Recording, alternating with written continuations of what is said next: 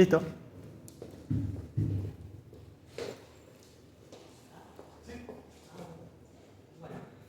Continuamos con la mesa número 12 de género, producción y lecturas.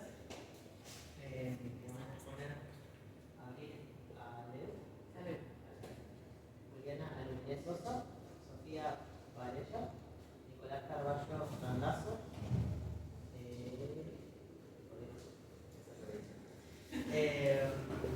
Bueno, ¿querés empezar a abrir? Ya va a leer la ponencia sobre Dungeons and Dragons, dictaduras y dinosaurios. ¿O es? Básicamente es ¿Alguien lo dice? D&D, pero de dictaduras y dinosaurios. Tira cómica como arma. Muy buena gente, ¿cómo va? Yo soy Pocho, en realidad nunca me nacimiento Abril Lewi, pero bueno, artísticamente me conocen como Pocho. Voy a estar hablando de dictaduras y dinosaurios. Decidí llamarlo por un lado, por clara analogía a los juegos de rol, pero por otro lado una referencia a Charly García como productor cultural subversivo, pero también entrándonos como esta cuestión de los relatos, ¿no? Y cómo fueron mutando otros formatos y modos de lucha, ¿no? En forma de cómo nos enfrentamos muchas veces hacia los sistemas. ¿Bien? Me gustaría arrancar enfocándome más que nada en lo que es el humor gráfico, que es a lo que me estoy dedicando ahora, no tanto en la historieta per se, sino todo lo que corresponde a la tira cómica también por otro lado.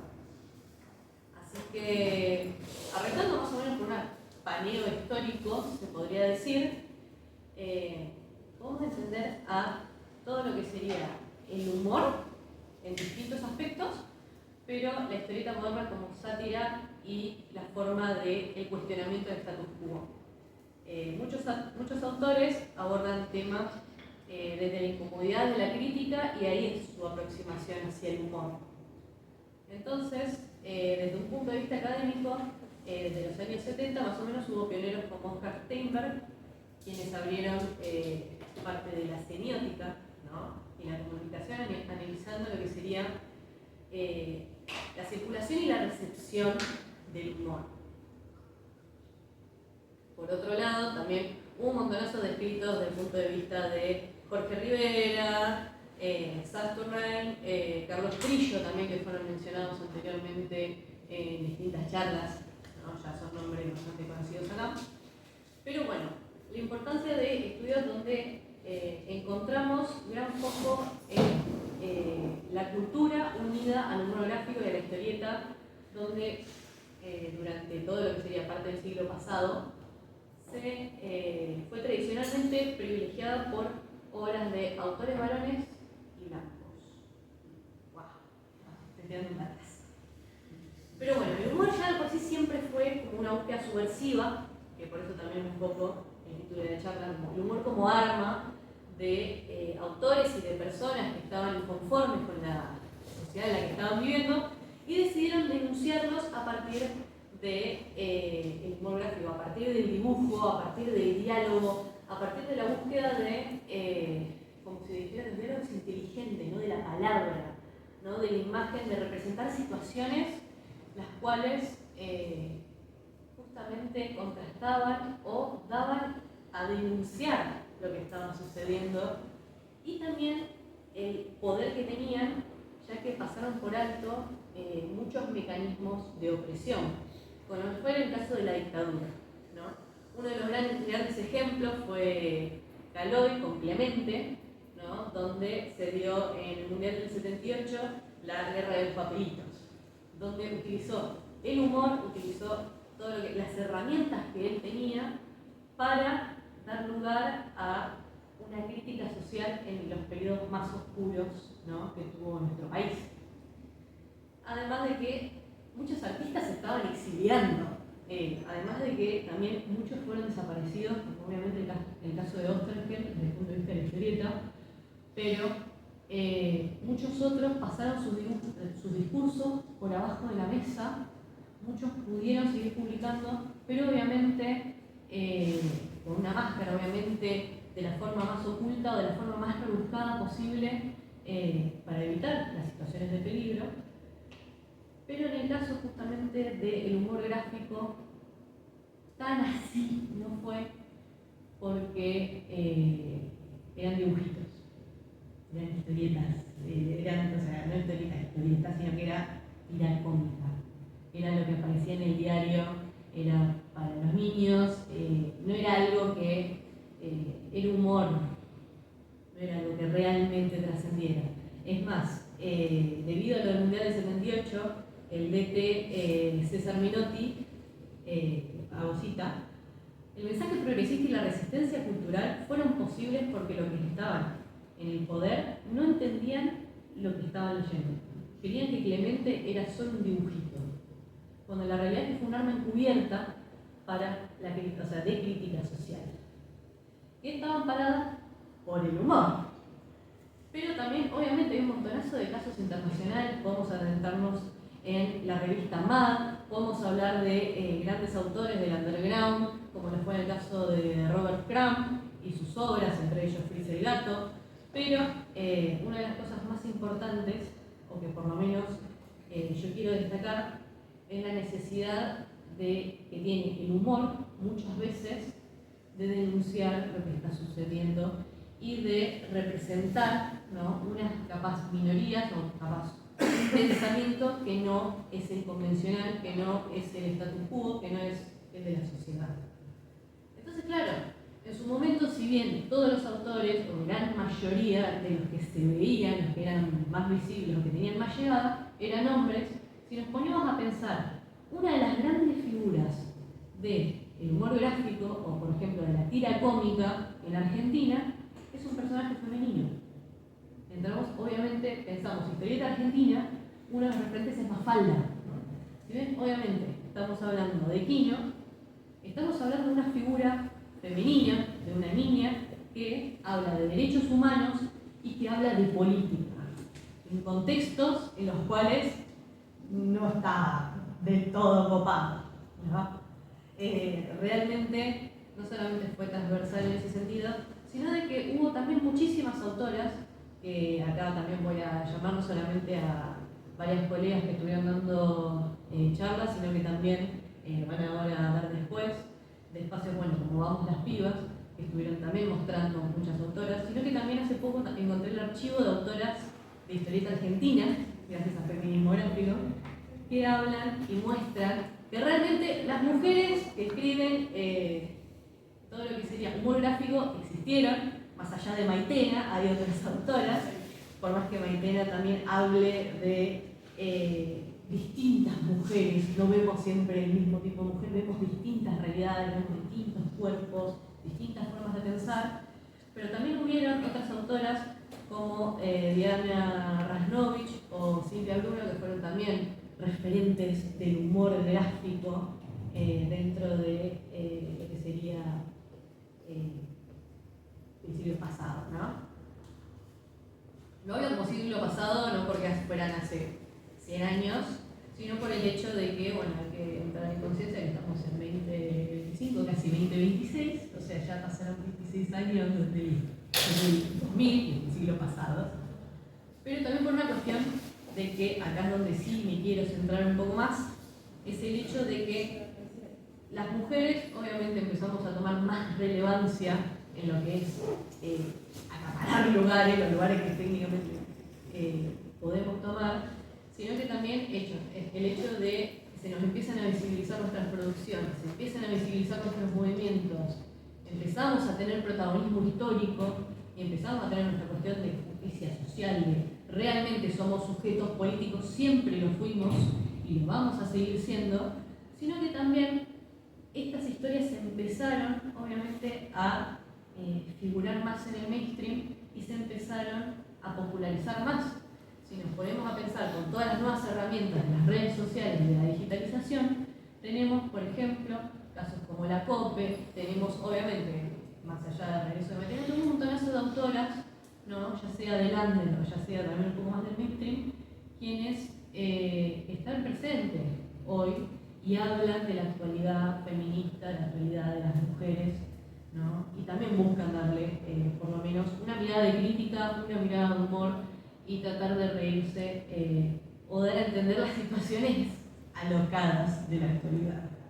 Y digo alocadas obviamente por lo que estamos atravesando ahora, ¿no?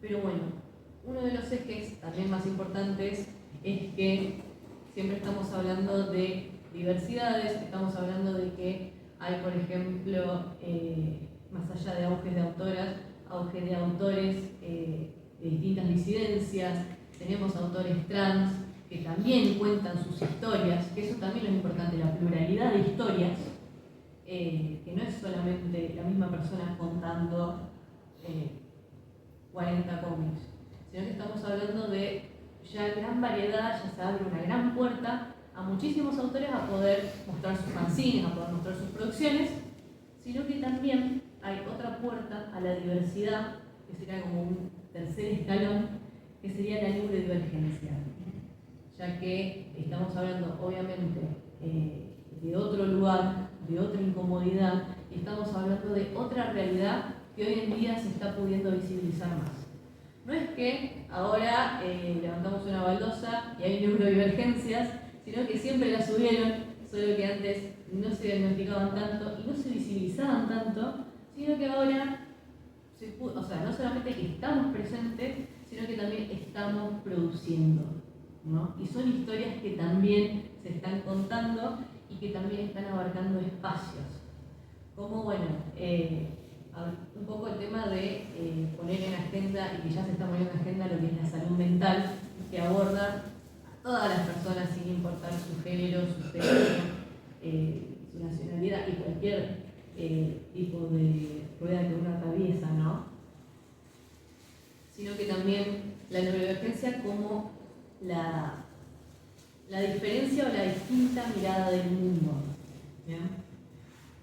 Yo lo abordo desde el punto de vista de mi tira cómica, que es de Pesaurios, donde estamos hablando de un grupo de 4 amigos, dinosaurios, como esta cuestión del otro, de dejamos de autopercibirnos personas, sino que somos un otro raro, distinto, sino que abordando las distintas formas de ver la realidad desde la neurodivergencia, desde la ansiedad, desde la depresión, desde el estrés, pero estos niños que en su momento fueron diagnosticados neurodivergentes ahora son adultos, cómo se enfrentan a la vida adulta, ¿no? Cómo se chocan con esta realidad, cómo se choca con el trabajo, con el estudio, con los vínculos, pero también el pensar que en un mundo donde nos exigen moldes, nos exigen heteronormatividad y también una identidad cisgénero, nos rodea también un sistema neurotípico que cuando la historieta es una forma de lectura diversa, de las cuales capaz, no sé ustedes, pero muchos de nosotros, muchas de las personas neurodivergentes, cuando somos chicos, que nos cuesta mucho agarrar un libro y es lo primero que te dicen, que te tiran un libro por la cabeza y lees Crónicas Marcianas de Ray Bradbury y tenés 6 años, te estás arrancando a leer, muchas veces la forma de entrada a los distintos formatos literarios es la historieta.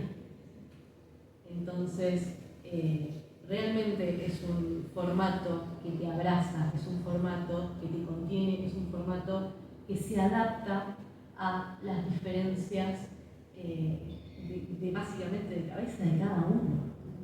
Así que, volviendo un poco con esto, la puerta de entrada que muchos tienen y que muchos tenemos los que no encajamos en los modelos convencionales. Hoy con acceso a internet no es que se puso de moda, sino que hay más herramientas, hay información, hay visibilidad de nuevos relatos que nos llevan a preguntarnos y buscar, ya sea nuevos diagnósticos, nuevas formas de entender la vida, y nos lleva también a leer personas que capaz le pasan las mismas cosas que a nosotros, a personas que capaz son superhéroes de su propia historia y que de repente uno empieza a empatizar con ellos y decir, che, me está pasando lo mismo realmente.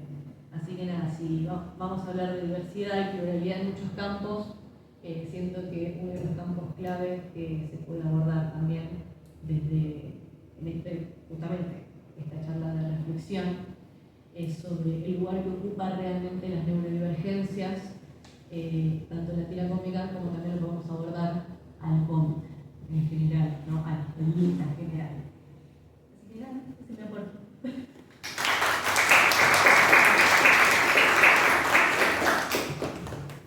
Gracias.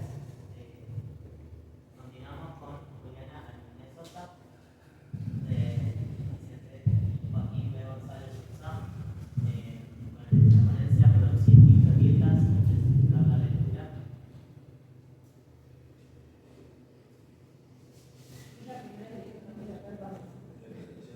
Sí, porque tiene el nombre que tiene campo. Así que.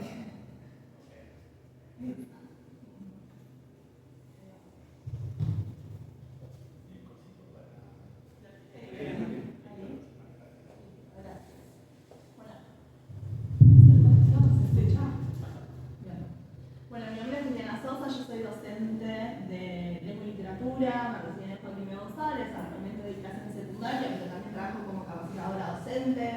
Recorro un montón de escuelas secundarias, estoy trabajando en algunos programas con bastante presencia territorial, entonces recorro escuelas, hablo con colegas, hacemos en conjunto planificaciones. Así que se me ocurrió compartir una experiencia en torno a la lectura y producción de historietas.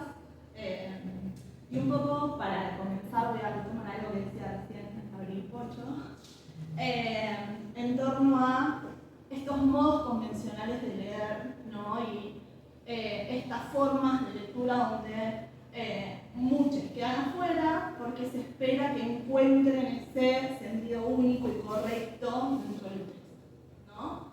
Entonces, en este caso, mi propuesta es habilitar lecturas torcidas de alguna manera, donde los estudiantes deban apropiarse de los textos y a partir de sus producciones proponer hipótesis de escritura. Un poco para empezar a pensar. Apunta para allá, para la compo.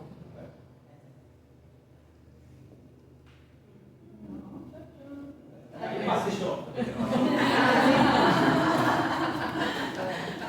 Yo hago así y vos la pasás. El que estaba apagado. Menos mal que somos la gente que debería manejar la tecnología. Bueno, un poco para comenzar, pienso el lugar de la lectura de historietas dentro de la escuela secundaria, ¿no? Si pensamos en el recorrido de la historieta como lenguaje o como género, en algún momento fue pensada como un género menor, un género más de los márgenes, pero ya desde la década del 60 hay reflexión crítica e interés, ¿no? Crítico y teórico en torno a la historieta.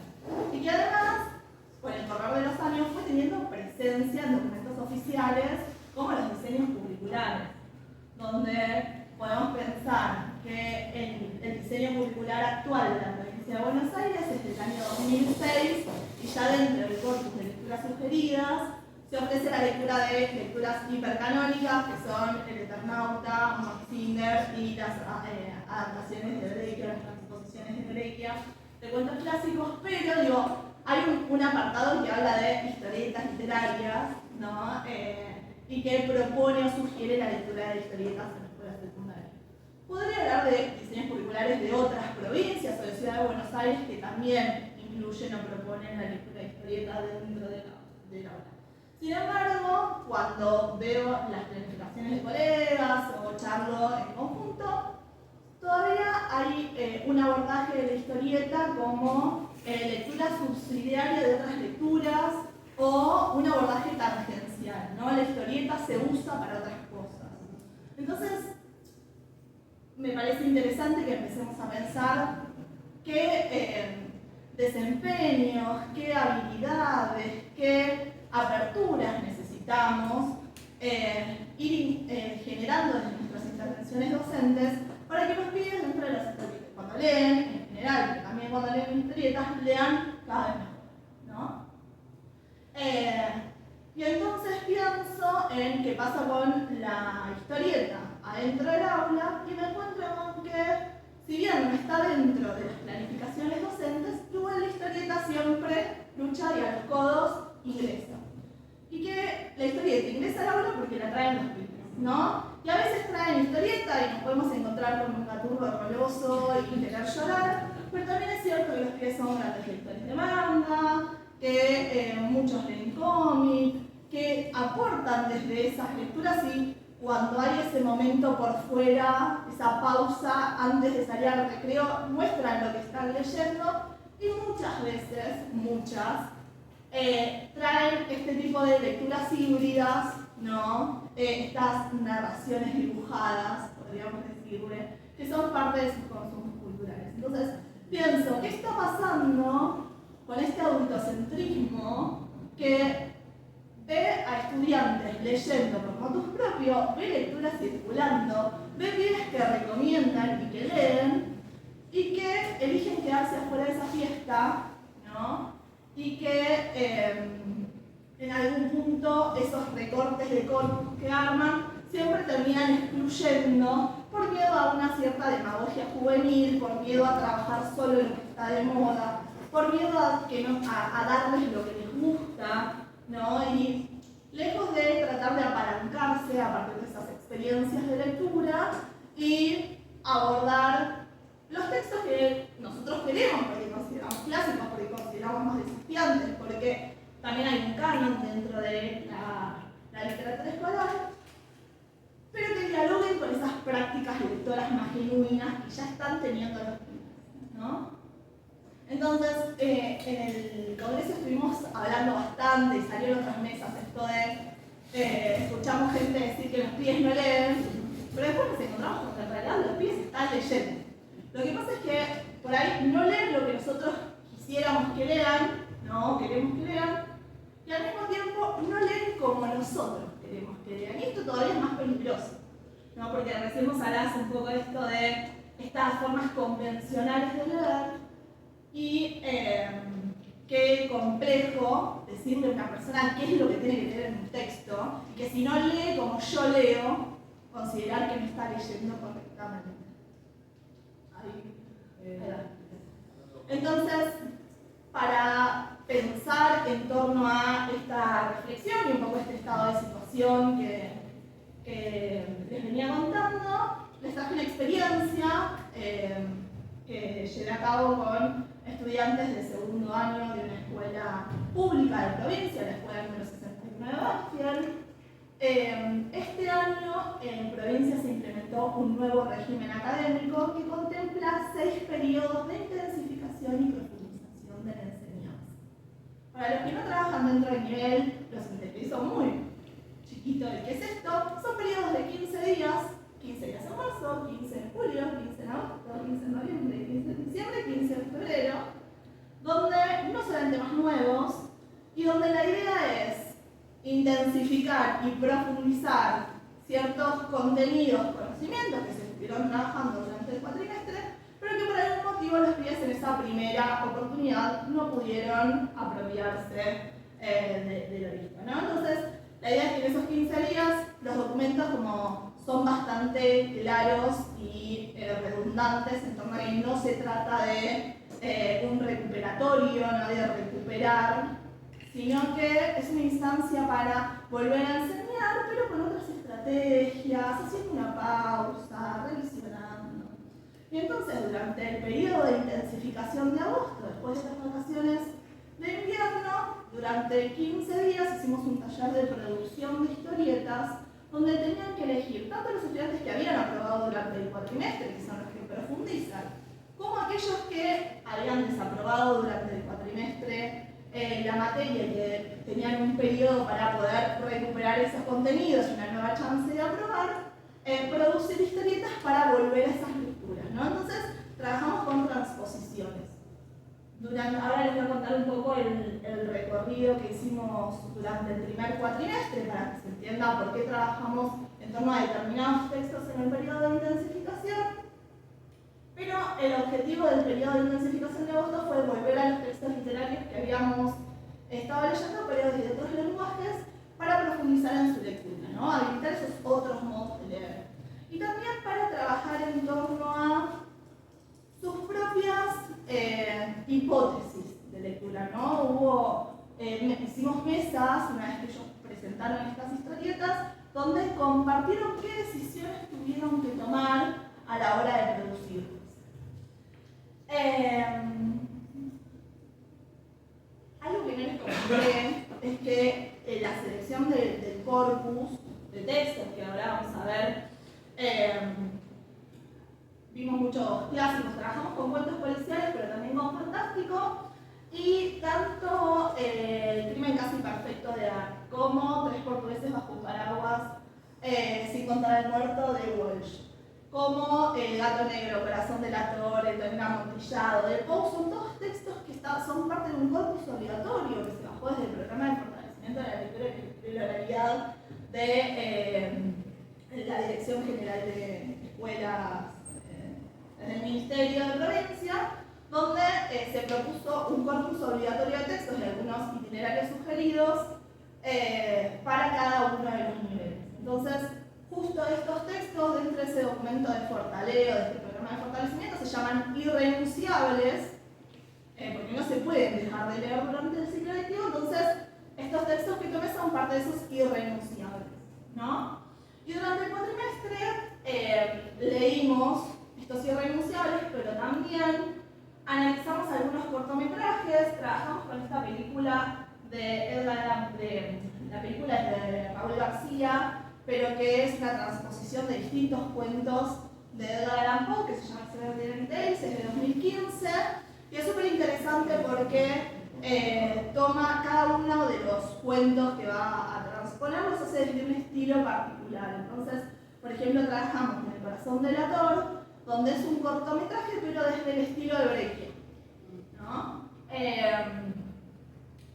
Y además trabajamos con esta transposición de La casa del juez, de Daniel Perrota, que está en unos manuales que fueron parte del Plan Nacional de Lectura cuando llegaban libros a las escuelas. Entonces, cada uno tenía acceso a ese material. Trabajamos a partir de análisis de planos, de colores, de recursos gráficos en ese momento, dialogamos cómo se construía el sentido en las imágenes. Todo eso estuvimos haciendo durante marzo, abril, mayo, junio, ¿no? Leyendo, comentando. Y llegamos a agosto con esta propuesta donde ellos tenían que elegir una de las lecturas que habíamos visto y producir sus historietas. Yo les traje un recorte de algunas de las producciones de los pies, que las tengo acá. Hoy yo las traje prestadas porque están en la biblioteca, como para que queden ahí circulando y puedan volver, porque la idea es el año que viene volver a hacer una experiencia similar y que los textos circulen entre pies de distintos años. Pero me interesa que veamos qué procedimientos de lectura se pueden relevar a partir de la producción, ¿no? Porque como docente de prácticas del lenguaje, todo el tiempo estamos trabajando en torno a la lectura, la escritura y la oralidad. Entonces, esta es la producción de Lucas. Lucas es un pibe que estuvo intensificando. Estuvo intensificando porque no había manera de que entre a los textos y sostenga esas lecturas.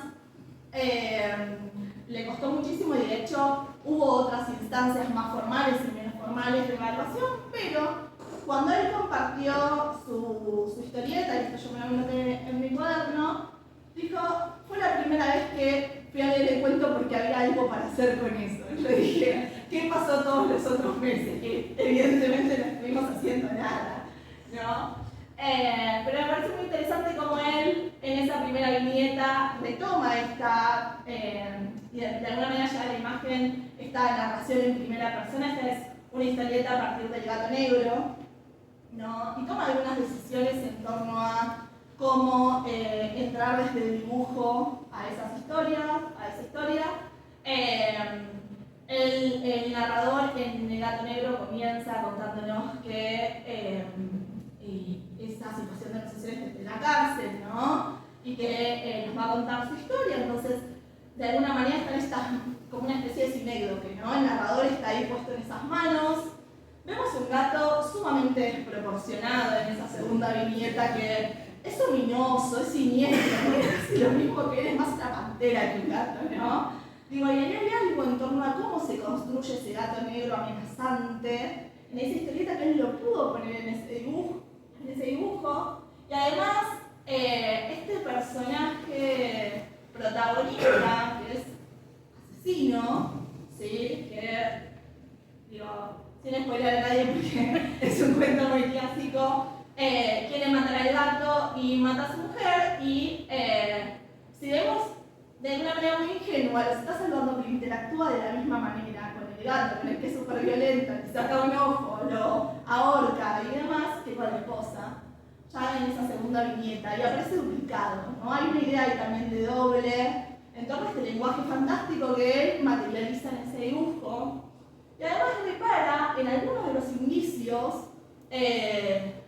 claves que tira el texto fuente, digamos, para poder construir la hipótesis de lectura más fantástica, ¿no? Donde este gato es una bestia y es el culpable de todos los males del pobre narrador que mató a su mujer sin querer.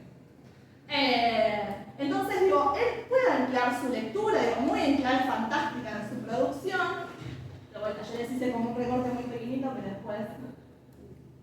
A diferencia de Emma y Moren, donde en su historieta repararon todo el tiempo en el carácter violento de este hombre, hicieron una lectura hiperrealista, ¿no? De este asesino femicida que no se hace cargo, quiere matar a su gato y sin querer, upsi, la mata a ella, ¿no? Y tenemos un plano que la toma como muy de cerca, digo, sin contexto además aparece, ¿no? Este cuerpo femenino al quedar achado la cabeza y donde además, a modo casi de denuncia, ¿no? En esta lectura muy realista del relato, dice, la emparedé en el sótano, nadie lo notó, nadie está viendo que nos matan, ¿no? Fíjense los rasgos además como muy sospechosos ahí como emparedándola, pero al mismo tiempo.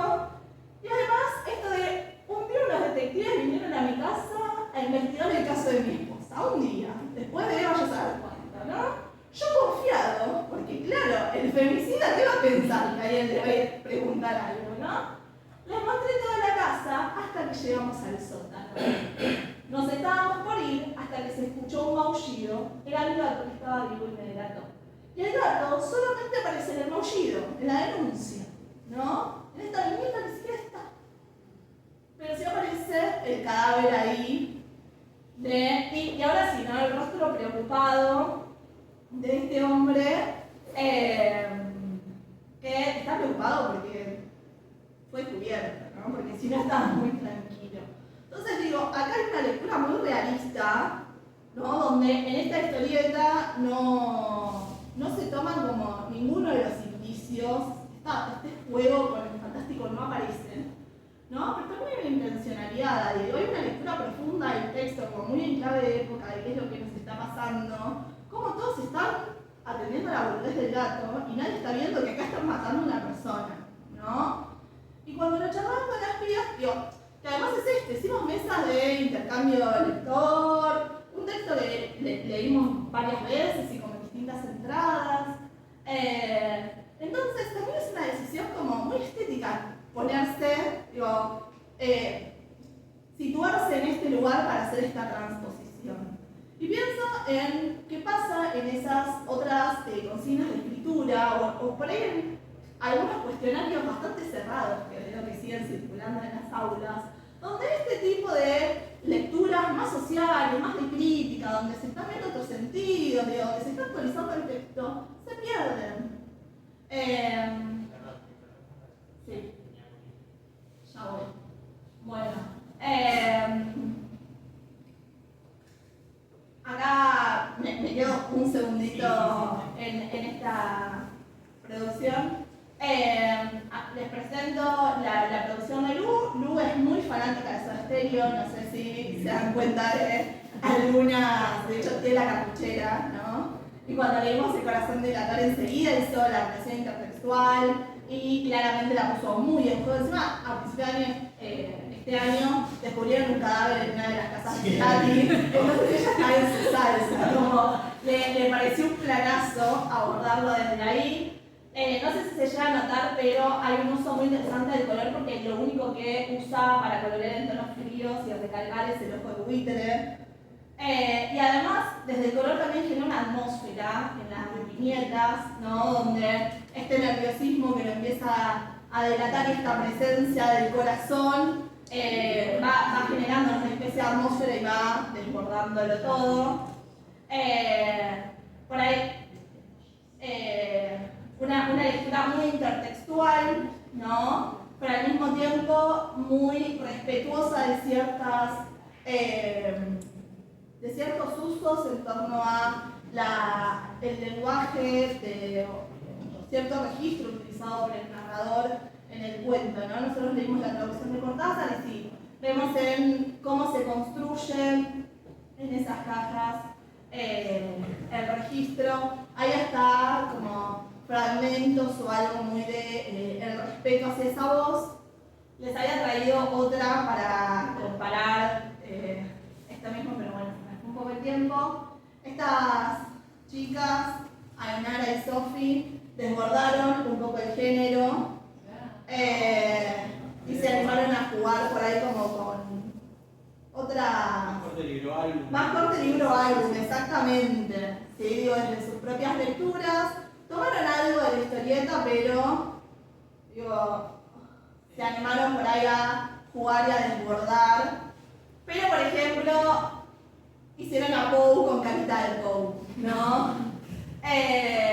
Y tomaron otras decisiones en torno al registro. Entonces, hay algo ahí de desde dónde se decide narrar, qué se rescata, qué se selecciona, qué se jerarquiza, qué hipótesis de lectura están construyendo, cómo se apropiaron de ese texto, que se pudo relevar un montón en torno a la lectura, desde la escritura y desde la producción, pero además el espacio de producción fue súper democrático porque les permitió comentar sus lecturas, les permitió apropiarse de los textos, les permitió intervenirlos desde un lenguaje que les es mucho más cercano en algún punto. Porque todo el tiempo estamos mediatizados por la imagen, pero porque además desde la imagen se construye sentido también y experiencia.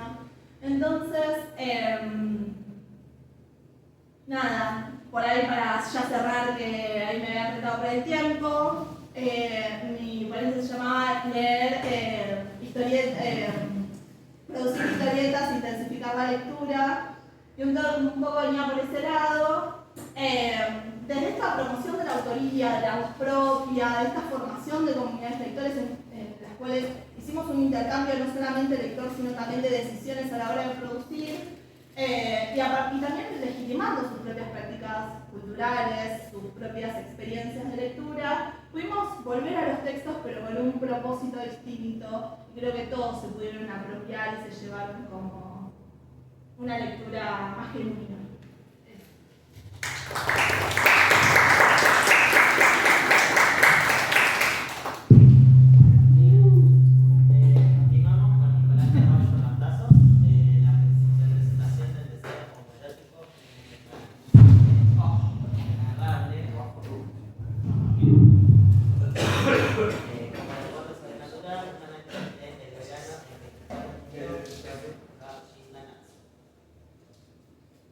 Bueno, un poco como el título de la ponencia lo dice, me interesa trabajar con cómo se expresa o se representa el deseo homoerótico en este manga, que seguramente Fer murió, que se empezó a publicar en el 2023, si no me equivoco, y todavía sigue en publicación. Sí, por ese motivo voy a trabajar solo con algunas imágenes del primer tomo, sobre todo para ser acotado.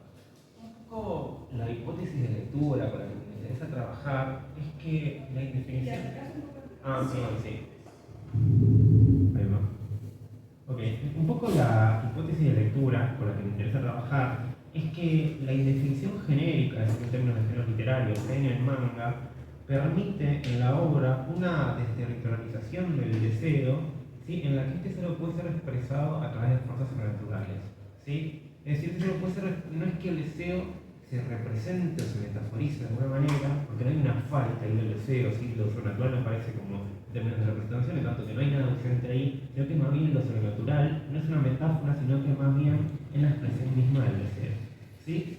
Bien, con respecto a la cuestión del género, ¿sí? Desde que se publica la obra, el manga tiene una serie de rasgos temáticos, culturales, narrativos, que hace muy difícil sí, clasificarlo en algunos de los géneros más tradicionales del manga, sobre todo los géneros más populares. Si bien se publica en una revista que suele publicar seinen, como trata sobre una historia adolescente, sí, no es del todo claro que es un seinen, que es un tipo de género más dedicado a un público adulto. Por otro lado, si bien claramente trata sobre una historia de amor homosexual o de amor homoerótico, no parece ser o no encaja del todo dentro del shoujo o del boys love, porque nunca, digamos, ese deseo, por lo menos de forma humana, se muestra, ¿sí? Se manifiesta claramente. Y si bien trabaja claramente con personajes jóvenes, varoniles, para mí tampoco entra en la categoría clásica de shonen, ¿sí? En tanto que en primer lugar el shonen suele tener un desarrollo lineal y progresivo de los personajes, cosa que en este manga no pasa, los personajes no crecen exactamente, de hecho parecen constantemente trabados, ¿sí? Y por otro lado, digamos, si bien creo por otro lado, perdón, me falta la cuestión de la aventura, que es más clásica del shonen, ¿sí? Ahora bien, si bien no toma, o si bien no entra dentro del shonen, ¿sí? Sí toma un tipo de vínculo que es más clásico del shonen, ¿sí? Si el shonen está dirigido a un público varonil, ¿sí? Y va a tratar sobre adolescentes, también sobre lo que va a tratar narrativamente sobre todo es sobre la intensidad de esos vínculos varoniles, ¿sí? Entonces me parece que Hikaru un poco recupera eso. Lo interesante del shonen es que generalmente los personajes suelen ser heterosexuales, explícitamente heterosexuales, suelen tener un interés romántico femenino, pero sin embargo siempre para los protagonistas lo que importa, lo que estructura la trama y lo que realmente guía todas sus acciones es la otra contraparte varonil. Entonces bueno, está el interés romántico heterosexual, pero en realidad lo que importa es ese otro varón, ¿sí? En este sentido me parece que Hikaru retoma un poco eso y fíjense con estas imágenes que lo que se recupera es un poco también el estilo de dibujo en el que hay un personaje pelo negro, el otro pelo blanco y que funcionan como contrapartes, ¿sí? Con personalidades contrapuestas pero que se complementan. Entonces en principio me parece que el manga retoma eso pero le da otra vuelta. Bien, entonces ya más en términos narrativos, sobre el argumento, sobre qué trata, la historia trata sobre Yoshiki y Hikaru, que son mejores amigos desde la primaria, desde muy chiquitos, y lo que acontece un poco antes de que inicie la historia, un par de semanas antes, es que Hikaru durante el verano se perdió en el monte. Se pierde el monte durante una semana y cuando vuelve del monte no se acuerda qué pasó. Le preguntan qué pasó, él no se acuerda. Todo parece normal, todo parece que Hikaru es el Hikaru siempre, pero quien se da cuenta que en realidad eso que se presenta como Hikaru no lo es su mejor amigo que es Yoshiki. Entonces, el primer volumen del manga abre con una escena donde están los dos como jugando en el agua, afuera del colegio, el primer colegio, y Yoshiki le dice, tengo algo que decirte. ¿Sí? Entonces, de pronto, lo que se presenta como una escena de casi de confesión romántica, que de hecho el mismo personaje de Hikaru se burla, le dice que te vas a confesar, y dice, mirá, o sea, vos no sos Hikaru, ¿sí? O sea, vos sos otra cosa que no es Hikaru. Es interesante entonces que lo que pasa acá en estas tiras es que en el manga, ya desde la primera página, se empieza a ver un poco el principio constructivo, ¿sí? En el que visualmente el manga va a variar constantemente entre estilos y géneros. ¿Sí? Acá Hikaru le dice como se dio cuenta y empieza a mostrar lo que es en realidad, pero en las siguientes páginas me interesa, fíjense que en los primeros dos cuadros tienen más bien un estilo, una construcción más clásica del horror. Hay algo que se está por sobreponer de forma amenazante sobre Yoshiki, pero que al final eso se transforma en un cuadro que es mucho más tierno, ¿sí? Donde le pide que por favor no cuente nada y que le deje seguir en el mundo de los humanos. Entonces, lo interesante a partir de acá, ¿sí? Es que el vínculo entre ellos, si bien Yoshiki ya hizo el duelo, digamos, a partir de ahí entiende que eso que es Hikaru, no es más Hikaru, el vínculo amorotico entre ellos, o el sentimiento homoerótico que tiene Yoshiki por Hikaru, se intensifica. Entonces, por un lado, es claro que ese amor, esa atracción, o ese deseo que sentía por Hikaru comenzó antes de que este se transforme en otra cosa, es decir, es un deseo que se había empezado por su mejor amigo, pero se intensifica, pero al mismo tiempo, a partir de este momento en el que Yoshiki y los lectores descubrimos que eso que es Hikaru no es humano, también el deseo cobra otra forma, es decir, va más allá de un deseo homoerótico, en tanto que si Hikaru no es humano, o si Hikaru es solo aparentemente humano, también es solo aparentemente varón. No es claramente un varón, es único que no es humano. Por lo tanto, el deseo, a partir de acá, para mí, en el manga, empieza a tomar otra dimensión.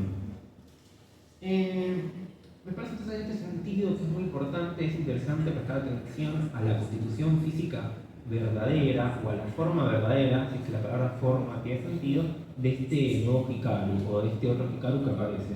¿Sí? En varias tiras, ¿sí? En varias páginas, aparece como algo que desborda completamente el cuerpo humano, ¿sí? Pero que también desborda las páginas del manga. En este escaneo no se ve porque al ser un escaneo es como que aplana las páginas, pero si uno lo lee en el tomo, se da cuenta que como esa especie de, no sé, tentáculo fluido, lo que sea que es, que no es claro, en el manga sobrepasa las mismas páginas. Entonces, el manga mismo no alcanza, ¿sí? Para poder captar es aquello que es Hikaru.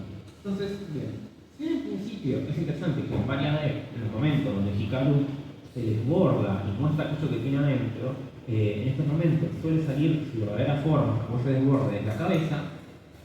Acá también, por ejemplo, hay un momento que es luego, después de esta página, donde Hikaru se sobrepasa emocionalmente con la expresión que están teniendo y va a abandonar el cuerpo humano, ¿sí? Y va a mostrar o va a dejar salir aquello que es en verdad, o aquello que aparentemente es en verdad.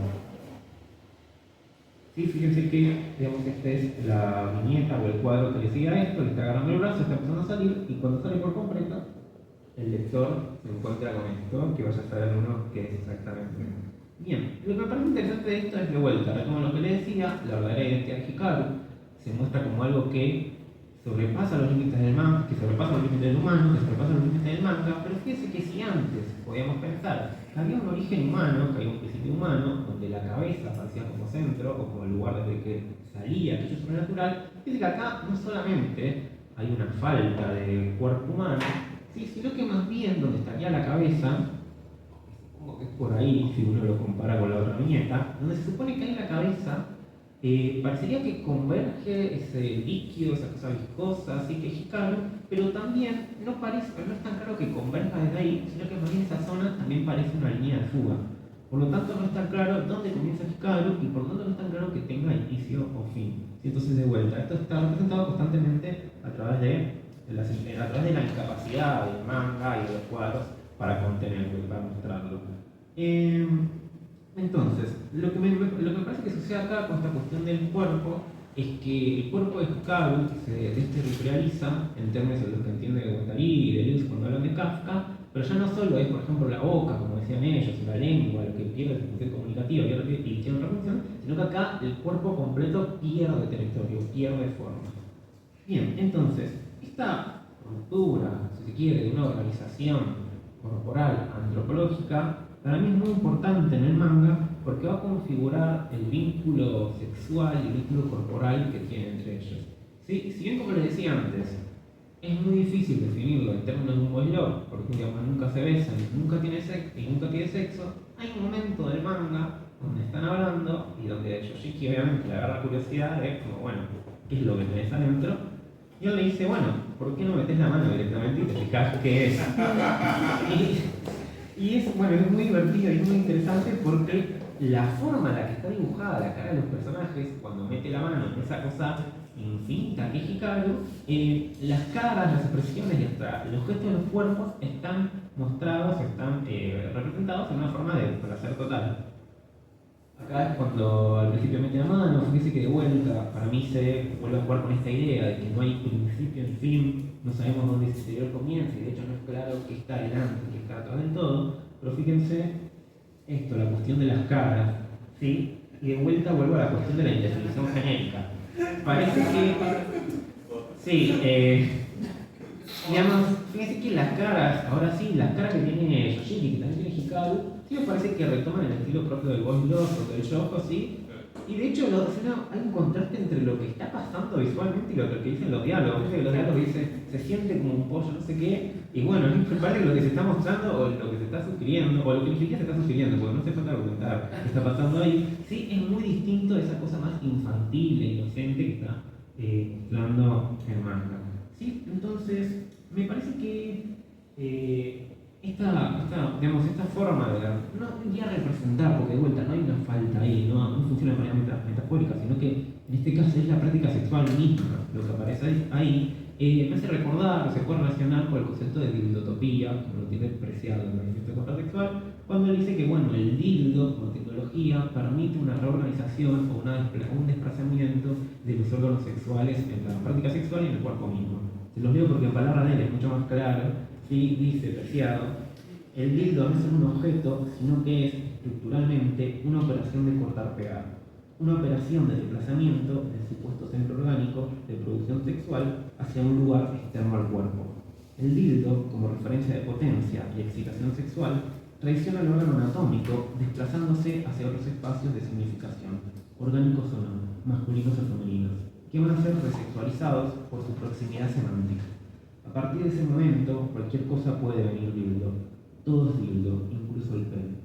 ¿Sí? Entonces, en estas escenas me parece que no se trata solamente de que hay un desplazamiento, si se quiere, de lo fálico hacia el brazo, si el brazo que empieza a funcionar como dildo, sino que más bien se da una desterritorialización completa del sexo. Porque fíjense, en el primer cuadro, ¿sí? Yoshiki dice como un par de cosas, como que desvía la atención de lo que está pasando, pero cuando se retoma su pensamiento, ¿sí? En el primer tono abajo, dice que siente como que algo entró dentro de él. Entonces, en este sentido, no es solo que el brazo funciona como dildo, no es solo un desplazamiento, sino una desterritorialización completa, donde el penetrar, ¿sí? en esta escena, significa también ser penetrado. Entonces, es como si el deseo homoerótico y el sexo o la práctica sexual se deconstruyese o se reconfigurase completamente. ¿Sí? Entonces, ya un poco más a modo de cierre, ¿sí? Me parece que a lo largo del manga se desterritorializa tanto la identidad genérica, tanto el sexo como el deseo, como decías antes, ¿sí? En principio Yoshiki tiene como un deseo homoerótico, pero después descubre que ese deseo es por algo que es más que humano, por lo tanto es un deseo que es por algo más, me parece que rompe ese binario humano. ¿Sí? Y me parece que de vuelta en esta desterritorialización del deseo, lo que es, digamos, esencial para este procedimiento es la indefinición genérica del manga. ¿Por qué? Porque si en el manga justamente las relaciones entre pares, entre varones, están estructuradas a partir del género, qué mejor que expresar ese deseo por algo que no es varón, por algo que no es mujer y por algo que no es ni siquiera humano a través de la indefinición. Sí, me parece que funciona como procedimiento central. Y además también el terror, ¿sí? Como género, lo fantástico como género, también ocupa un rol central, en tanto que, de vuelta, lo orgánico, ¿sí? Cumple un rol central que representar ese desplazamiento, esa deconstrucción de lo orgánico. ¿Sí?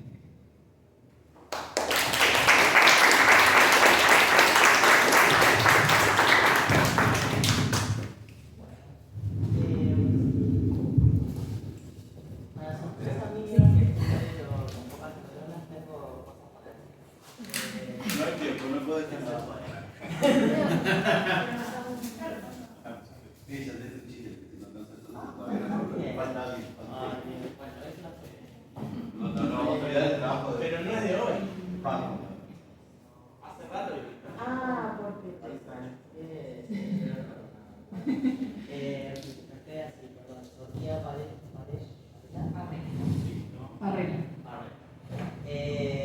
Fanfan, representaciones y autorrepresentaciones.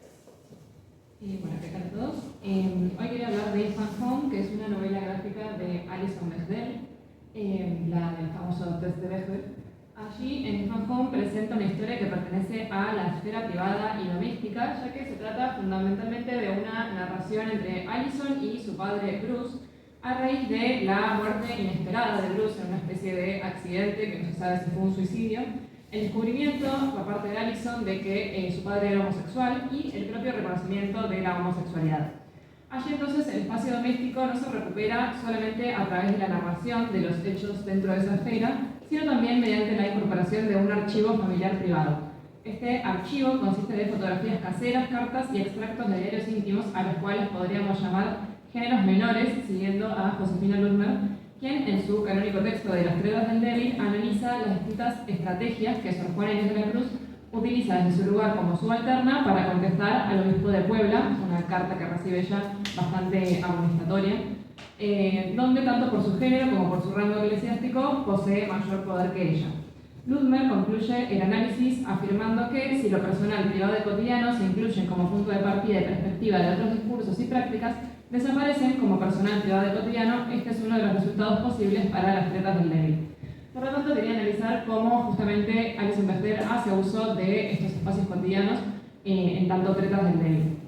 En primer lugar, vemos que los relatos mitológicos y los autores modernistas son un punto de contacto entre Allison y su padre, que trabaja como profesor de literatura en un colegio secundario. Bruce siempre busca inculcarle un canon impuesto que básicamente contiene autores masculinos, ¿no? Y sobre todo de la novela, el género consagratorio por excelencia en la literatura. Pero Allison no acepta irreflexivamente los gustos del padre, sino que por el contrario se resiste a las recomendaciones y las lecturas. Esto lo vamos a ver obviamente reflejado en lo formal, ya que ella cuando escribe esta autobiografía no lo hace en una forma de novela, sino que lo hace justamente como una novela gráfica, que es un medio que, como sabemos, aún relegado en ciertos entornos. Sumado a ello, dentro del mismo cómic se incorporan otros géneros menores, como decía, las fotografías, las cartas o el diario íntimo. Por ejemplo, acá es una ilustración fotorrealista, ¿no? De una fotografía real del padre, que contrasta bastante con el estilo de la novela gráfica. Por otra parte, Allison utiliza etiquetas para autodenominarse y denominar a su padre, que son normalmente usadas en el sentido peyorativo. Yo tengo una edición española muy horrible que dice, por ejemplo, boyera o mariquita o queer, que son empleados para denigrar a miembros de la comunidad LGBT, pero que en Fun Home el personaje de Allison los emplea para referirse a sí misma y a Bruce. Y de hecho, la tira cómica que ella sacaba antes de Fun Home es Dykes to Watch Out For, que en España se traducía como unos bollos de cuidado. Acá diríamos que es unas tortas, no sé. Estas palabras, que en inglés reciben el nombre de slurs, son insultos utilizados contra los miembros de la comunidad por, obviamente, personas que no pertenecen. Sin embargo, en años recientes los estudios de género analizaron cómo las propias comunidades estigmatizadas podían apropiarse de estos términos para quitarles la connotación negativa. En un estudio de Cynthia Wang y su equipo indican que el procedimiento de la autodenominación, donde individuos y grupos usan intencionalmente etiquetas negativas autorreferenciales, implica aceptar los mismos insultos utilizados contra el propio grupo. Al autodenominarse, los miembros estigmatizados del grupo transforman el significado connotativo de un insulto de degradante a empoderador. Y allí, cuando abrimos el cómic, nos enfrenta esta primera viñeta, que tenemos una especie de figura circense que están haciendo el juego entre padre e hija, que me parece muy representativa de la relación de ellos dos en general, porque están en una especie de equilibrio inestable, y la siguiente viñeta de hecho muestra cómo Allison se cae. Además, lo que vamos a ver es este ángulo cenital que nos pone, ¿no?, en la perspectiva de Allison mirando hacia Bruce y no viceversa, pero además estamos viendo el cuerpo de ella, por lo tanto la mirada está incluso más atrás. Lo que tenemos entonces es la Allison Bechdel adulta mirando hacia su infancia y tratando de reconstruir la memoria del padre. Adicionalmente vemos que atrás de Bruce está esta alfombra de un diseño bastante complejo, contrasta con las líneas simples, ¿no?, del resto del dibujo, que también me parece tiene que ver con este proceso complejo de construcción de la propia identidad, pero también de reconstrucción de la identidad del padre, y también tiene que ver con una obsesión que tenía Bruce, que era por el diseño de interiores. Esto es algo que a él lo apasiona en un sentido de tormento también, ¿no? Es algo que lo vuelve como bastante loco dentro de la novela, y que a Allison justamente le choca porque a ella no le interesan estas cosas y confronta todo el tiempo al padre. Finalmente vemos que al lado de ellos hay una novela que es Ana Karenina de Tolstoy, que, como decía, la literatura es el punto de contacto entre los dos y se cuela incluso en este momento íntimo, y no me parece casual que sea Ana Karenina, ya que es una novela que comienza con la frase "todas las familias felices se parecen, las desdichadas lo son cada una a su modo", que obviamente aborda el tema principal de Fun Home. Además, Ana Karenina famosamente comete adulterio, que es algo que también hace Bruce y que Allison descubre mucho más tarde, como él seducía a menores de edad y jovencitos, algo que tiene que confrontar con la imagen que ella tenía del padre. Y por último, Ana Karenina, spoiler, se suicida, así que ahí también tenemos, ¿no?, el punto de contacto con Bruce, que no sabemos si realmente tuvo un accidente o se suicida. Por último, y en el cartucho, lo que dice es que están haciendo juegos de Ícaro, y esta figura también va a ser central durante todo el primer capítulo, ya que a Bruce se lo llama Dédalo, ese viejo artesano. Ahí me salteo la cita de Friedman para mostrarles la página directamente, que es una página donde ella está contando el mito del Minotauro, de cómo Dédalo construyó un laberinto para atraparlo, y bueno, Ícaro es el hijo de Dédalo, y simultáneamente vemos algo que no tiene nada que ver con la historia que está contando, que es Allison huyendo del padre porque acaba de romperle una de sus botellas de vidrio que tanto quería. Entonces acá tenemos una asimilación, ¿no?, entre la figura de Bruce con tanto Ícaro, el Minotauro y Dédalo a la vez. Por un lado, como Minotauro, obviamente es esta presencia ominosa dentro de la casa que persigue a Allison hasta expulsarla, pero también el Minotauro, si han leído a Borges, sabemos que es víctima de este encierro. Entonces él también sufre a raíz de un laberinto que él mismo construyó. Siendo también Dédalo, él y Allison van a replicar un poco el vínculo que tiene Dédalo con Perdix en la mitología, que es su sobrino y su aprendiz, y también como Ícaro, su intento de liberarse del laberinto lo va a llevar justamente a la muerte. Bien, ahí entonces, como decía, se lo llama un un viejo artesano, que en realidad en inglés lo que dice es artificer, que tiene justamente la traducción también de artificio, ¿no? Y artificio puede ser, por ejemplo, pensado como la mentira. Bruce lo primero que le enseña a Allison es cómo mentir, cómo hacer apariencias. Entonces Bruce, que oculta toda su vida la identidad homosexual, intenta que Allison también lo haga, notando tal vez algo del mismo en ella. Y lo que hace es tratar de hacerla más femenina, ¿no? Como una especie también de intervención estética. Por ejemplo, siempre le pone esta hebillita que ella todo el tiempo intenta desprenderse. Y después vemos en la otra viñeta que van a ir a una boda y él quiere que se ponga un vestido a toda costa. Entonces ella lo que hace es elegir el vestido menos femenino que encuentra, que es uno de marinerito. Vemos ahí como distintas estrategias, ¿no?, de resistencia de Allison a esta imposición del padre de que tiene que ser femenina. Y Bruce todo el tiempo tiene como este binarismo, ¿no?, tanto estético como en su propia identidad, donde no se puede hacer más de una cosa a la vez, sino que siempre es género, hombre o mujer, y tienes que cumplir, ¿no?, con el que te tocó. Luego tenemos las influencias artísticas, donde Bruce interviene en las producciones de Allison. Acá en las primeras viñetas vemos que ella escribe un poema y él le roba el papel y completa el poema inventándole la segunda estrofa. Y después, cuando ella está pintando, agarra el dibujo y le dice: no, esto no es este color, y lo empieza a pintar con el color que supuestamente correspondía. Esto la aleja completamente de las producciones artísticas. Como va a decir ahí, dice: nunca he vuelto a escribir un poema y pronto abandoné también el color. Y esto me parece lo más interesante porque justamente lo manifiesta después en la novela gráfica, ya que, como vemos, no usa una gama de colores diferentes, sino que se mantiene siempre en ese tono medio azul, verdoso, gris, ¿no? Y esto también lo hemos reflejado en la última viñeta, que es la del atardecer, donde se describe que al padre le encantaba ver todos esos colores en el atardecer, y ella, sin embargo, lo que dibuja tiene esta sola tonalidad que es un poco azul, ¿no?, como si se apropiara incluso de los gustos del padre. Luego también tenemos las influencias literarias, como les comentaba, si ellos son el alumna y el maestro, son también un poco Dédalo y Perdix, que en la mitología griega, Dédalo, desafortunadamente, al ver que Perdix era tal vez mejor que él, lo empuja por una ventana y lo mata, con lo cual esta imposición termina, obviamente, matando no solo la creatividad, sino en este caso también la vida del aprendiz. Y acá él siempre le impone distintas lecturas e interpretaciones que son muy canónicas. Siempre él habla de, por ejemplo, autores modernistas como Marcel Proust, Henry James y Joyce, que va a ser el más importante, y las interpretaciones que él hace son muy biográficas, siempre relaciona el contenido de la novela con la biografía del autor.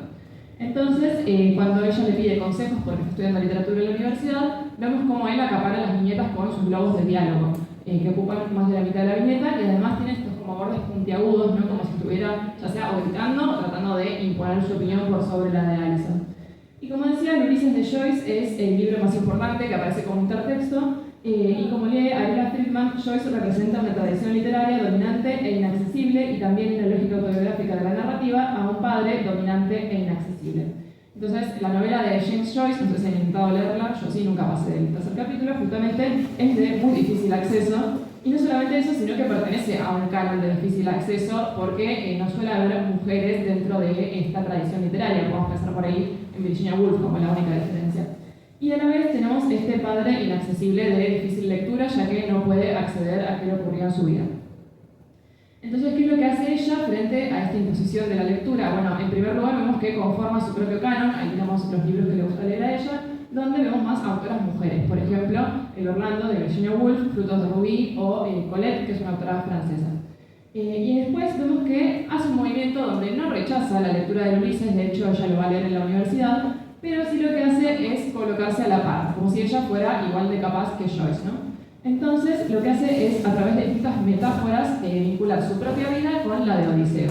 Por ejemplo, va a decir: aquello me remitió de vuelta a Colette y me regodeé su sensualidad, como tal vez hiciera Odiseo arrojado por el mar en los Cenicios de Nausicaa. Y acá, por ejemplo, la vemos en una clase donde compara a su maestro con Néstor, que es el viejo sabio de la Odisea. Entonces vemos que ella lo que hace es utilizar el medio del cómic, que es un género menor, como podemos decir antes, para insertar su propia obra en esta misma línea intertextual que lo hacía James Joyce. Entonces equipara las dos obras, ¿no?, dentro de un mismo nivel, que es el mismo movimiento que hacía Sor Juana en la carta al obispo de Puebla. Por último, vemos que hacia el final del libro deja ya el rechazo hacia Joyce, lo incorpora completamente. Acá, por ejemplo, incorpora una página directamente de la novela con sus propios comentarios, vinculando lo que lee en la novela con la vida del padre. Vemos que hay episodios de la vida de Bruce a los que ella no puede acceder, por ejemplo, este momento final de la muerte que nunca se termina de desambiguar y que ella siempre representa como al padre a punto de cruzar la calle, pero después no logra entender qué fue lo que pasó, ¿no? Y así, entonces vemos que la novela de Joyce es emblemática de esto porque para su propia vida ella puede utilizar la Odisea, puede usar un héroe bastante canónico, ¿no? Para interpretar lo que le pasa a ella, pero para la vida de su padre necesita a un antihéroe o por lo menos un personaje un poco más complejo y por eso va a comparar, por ejemplo, el suicidio de Rudolf Bloom, el padre de Leopold en el Ulises, con el suicidio de su propio padre. Dice que uno deja una nota mientras que su padre no lo hizo y la deja así con más incertidumbres. Y acá me gusta más que ella también, algo interesante es que va a llamar al suicidio del padre un hecho queer, que como decía antes es una etiqueta que puede ser estigmatizante, pero también queer significa algo raro, algo extraño. Entonces tiene esta doble valencia, ¿no? Un hecho queer como algo inusual, pero un hecho queer también como un hecho homosexual, podríamos traducir, porque en realidad lo que asocia es esta identidad reprimida como la causa de la muerte del padre. Bien, y para finalizar, vemos también que ella utiliza géneros como la carta para explorar su propia identidad, ya que es mediante una carta que le confiesa a los padres su identidad como lesbiana. Entonces utiliza este género íntimo, ¿no? Como decíamos antes, un género menor de la esfera doméstica, para poder hacer pública esta identidad. Y sin embargo, su padre le responde en una carta, pero él nunca logra decir abiertamente su sexualidad. Entonces, incluso dentro de este género que se supone íntimo y privado, él no puede admitir quién es a su propia hija. Finalmente en la carta, bueno, le dicen, tomar partido es algo bastante heroico, yo no soy ningún héroe, ¿merece realmente la pena? Hubo veces en que pensé que preferiría haber tomado una posición abierta, pero nunca lo consideré seriamente en mi juventud. De hecho, creo que nunca lo planteé hasta pasados los 30. Seamos realistas, las cosas eran muy diferentes entonces. Entonces, lo que acá analizaba Wang y su equipo de investigación es que hay distintas estrategias sociales de desestigmatización y también de supervivencia, ¿no? Y según una de ellas es, por ejemplo, esto, reapropiarse de palabras que se usan en sentido negativo contra la comunidad, pero otra estrategia, tal vez más intuitiva y de supervivencia, sería alejarse de esa comunidad, ¿no? La no identificación. Bruce, entonces, en esta no identificación, logra construir una vida, logra sobrevivir, pero al mismo tiempo ese estigma contra la comunidad queda intacto y eso es tal vez lo que lo lleva a la muerte, ¿no? Finalmente, entonces, un subtítulo que tiene la novela es una familia tragicómica y me parece que ahí se muestra la verdadera tragedia de Bruce, ¿no? Que nunca llega a cumplir con esta anagnórisis, nunca llega a identificarse o a reconocerse y termina siendo de Dédalo, ese viejo sabio, a Ícaro, ¿no? La persona que intenta liberarse y con eso llega a la muerte. De hecho, la casa donde viven es una fan home porque es una casa de entierros, una casa mortuoria donde preparan a los muertos, entonces él vive como una especie de muerte en vida hasta su muerte real.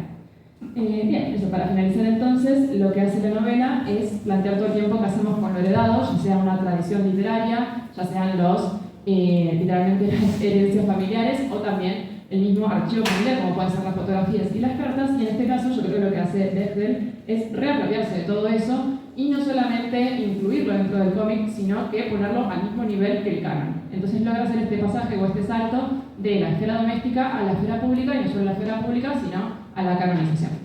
Gracias.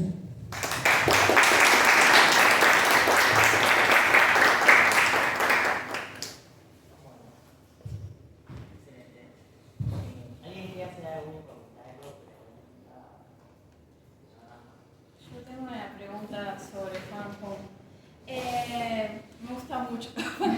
Pero no sé, quería hacerte dos preguntas más que nada. Una es si conocías el musical y si lo escuchaste. Sí, lo conozco, pero todavía no lo pude escuchar. Nada, algo que me interesaba del musical, si lo habías escuchado, es que también en el musical se agarra esto que vos decías de los géneros menores, porque el musical se narra a través como de grabaciones tipo en un recorder. Y entonces es como que hay 3 Alison, y van contándolos y nada, quería consultarte eso, que es muy... No, mira, no lo he visto, pero me parece interesante porque releyendo la novela gráfica me di cuenta que ellos también van a un musical. Y pues como que hacía todo el giro completo. El musical al que van aparece en el musical, ahí como que se pone... pero nada, no, sí, le toca, pues.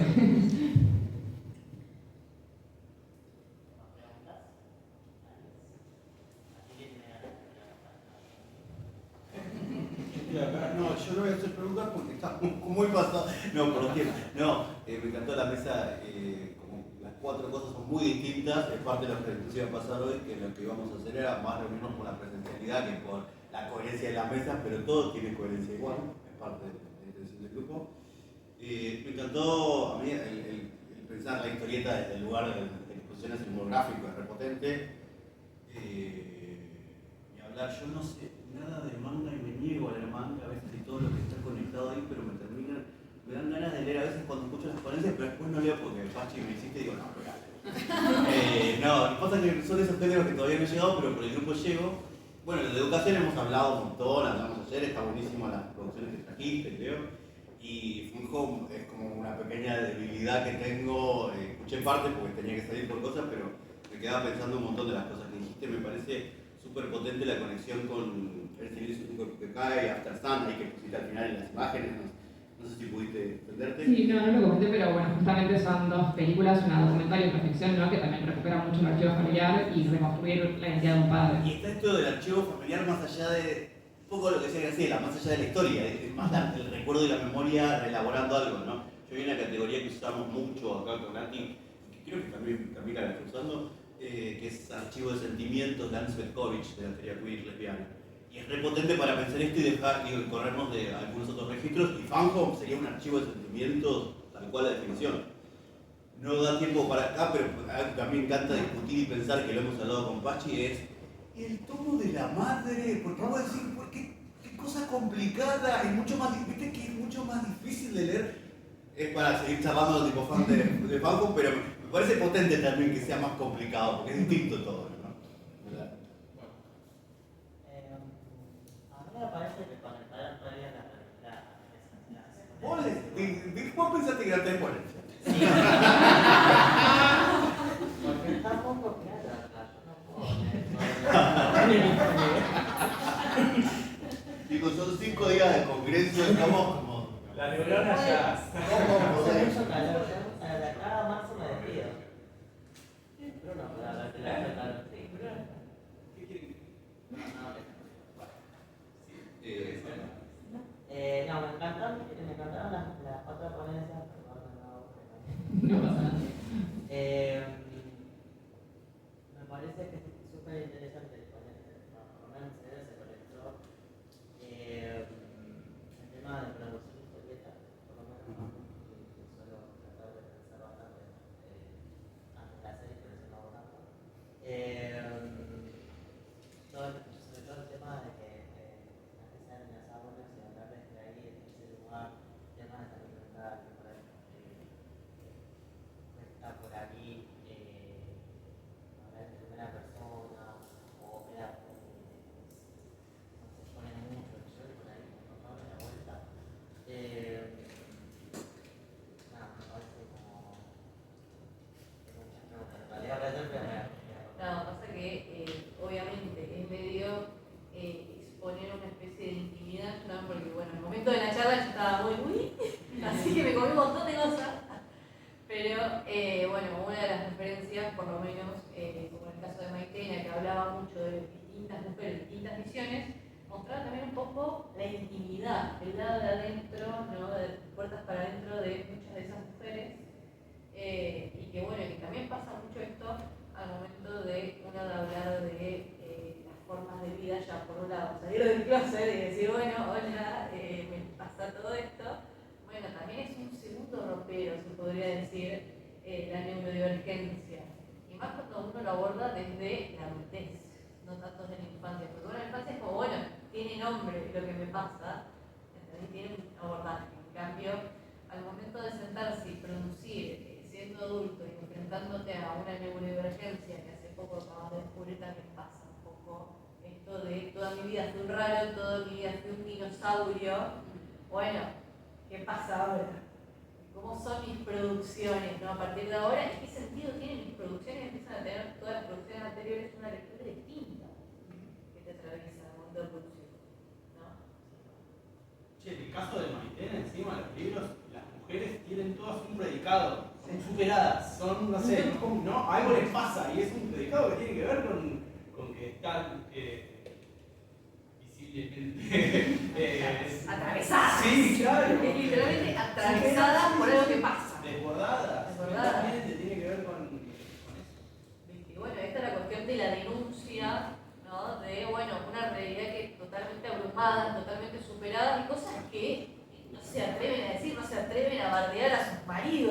obviamente, y ponerlo en imagen y ponerlo en texto. Bueno, es esta cuestión de la denuncia y cómo fue mutando, bueno, las necesidades de denunciar, ¿no? Hoy en día, bueno, sí, o sea, nuestras madres, capaz nuestras abuelas, ¿viste? No, el no es así, y te tiran la chicaneada. En cambio, ahora, bueno, ¿qué otras cosas sacamos un poco del cajón, ¿no? ¿Qué cosas queremos denunciar, qué cosas queremos criticar de la sociedad actual que estamos teniendo?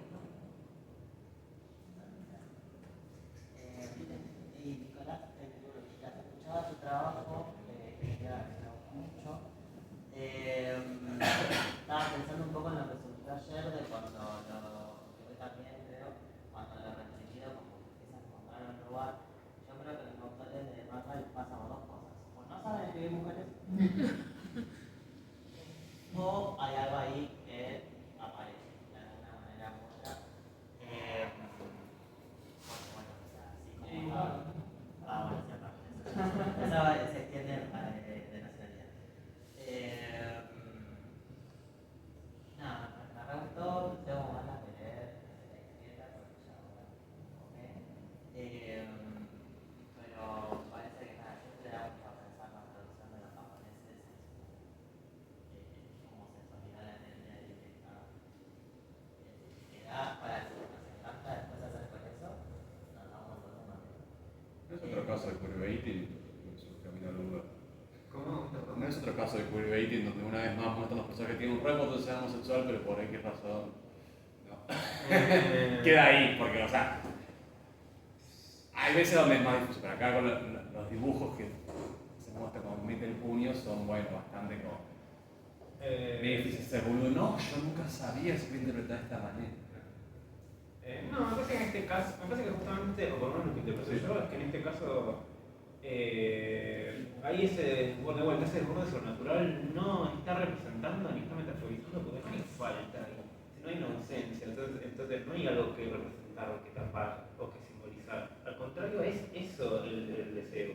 Me parece que por eso hablaba de la cuestión del desplazamiento. Me parece que el deseo, la relación sexual se ve en términos sobrenaturales y que el manga acompaña eso y que también hay una cuestión que también es genérica en términos de no entrar en el bot love o no entrar en el yojo para que el manga no se desvalorice.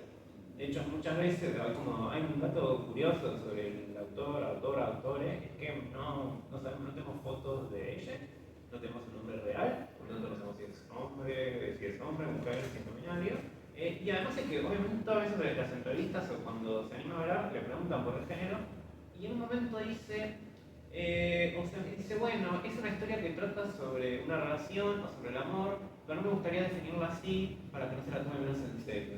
Entonces, bueno, también ahí entra la cuestión de los géneros, la cuestión de, bueno, que tal vez el deseo homosexual se exprese de otra manera, o para mí hay algo que sobrepasa el deseo homoerótico homosexual, pero me parece que de vuelta la valorización y la percepción sí entra mucho en juego, pero volviendo a lo de queerbaiting, me parece que por lo menos la lectura que hago yo, no. Sí es como, de vuelta, lo que decía antes, el personaje está metiendo el brazo, está poniendo colorado y se siente como si comiese no sé qué, bueno, hay un intento de no ser explícito, y de hecho, en un momento tienen como una sección de preguntas y respuestas, donde le preguntan al mangaka, a la autora, ¿por qué le gusta meter el brazo ahí a Yoshiki? Y el mangaka contesta, no lo traje por una cuestión de tiempo, porque se siente muy cálido. O sea, esa es como la respuesta, es como, bueno, entonces hay algo de eso, pero también en términos de cómo se va a valorizar esa obra en el sistema de género, más que no querer contar el romance, porque evidentemente es un romance por más que no se ve, no tenga sexo tradicional. Bueno, esta pregunta es creada por ahí. Eso es lo que nos pidió. Eso es lo que va a salir, lo que llega. Después, gente estudiando historietas homosexuales. Hermoso. No sé si alguien quiere hacer un comentario más. Sí, a mí me interesó mucho la ponencia de Juliana, ¿no? Porque pensaba otra vez en esto que habíamos hablado antes de justamente cómo a ver en esto, por ahí para mí que soy de literatura, como bueno, a mí me llega el texto y yo lo leo, y bueno, algo académico con eso, ¿no? Y cómo acá las instancias de lectura y producción están como mezcladas, ¿no? Vuelve como esta separación como de esferas ¿no? Se une y crea algo nuevo, ¿no? Una lectura, pero que también es una historieta propia. Podría haber sido un cuento, pero bueno, justamente la idea es explorar otros formatos. Pero digo, y me pareció algo muy interesante y que apareció en las otras ponencias más temprano sobre educación, la reunión entre de lo lúdico que tiene, ¿no? Porque el dibujo no vuelve como a retomar estas otras formas de aprender que vienen desde el juego. Me pareció súper interesante. Yo creo que hay algo de la significación, ¿no? Como uno se va construyendo a sí mismo, como en esas primeras escrituras donde por ahí, aún antes de la alfabetización, uno cuando se va construyendo como sujeto se va dibujando, ¿no? Entonces hay algo en eso de plasmar sentidos desde el dibujo que les permite explorar otras ideas y tomar decisiones en torno a cómo van a ser esos espacios, cómo van a ser esas corporalidades, cómo van a ser esos vínculos. Digo, ahí hay como un espacio de intervención que va más allá del lenguaje, que a veces se les ofrece más, se les presenta más como una valla, sobre todo porque es esto, o sea, son consumos que están bastante deslegitimados, ¿no? Entonces habilitarle al pibe a que construya desde la imagen, a que construya con sus propias palabras, me parece que justamente habilita que esto salgan hipótesis de lectura y de otras cuestiones. Así que nada, me parece que también si en algún punto nosotros podemos hacer lecturas más profundas y vincular, ¿no?, conceptos de teoría literaria a partir de nuestras lecturas, y nos animamos a hacer esas vinculaciones, es porque en algún momento se habilitó el espacio y porque tenemos como un universo ahí al que volver para traccionar. Entonces me parece que está bueno empezar a buscar esos universos, ¿no?, para poder empezar a traccionar.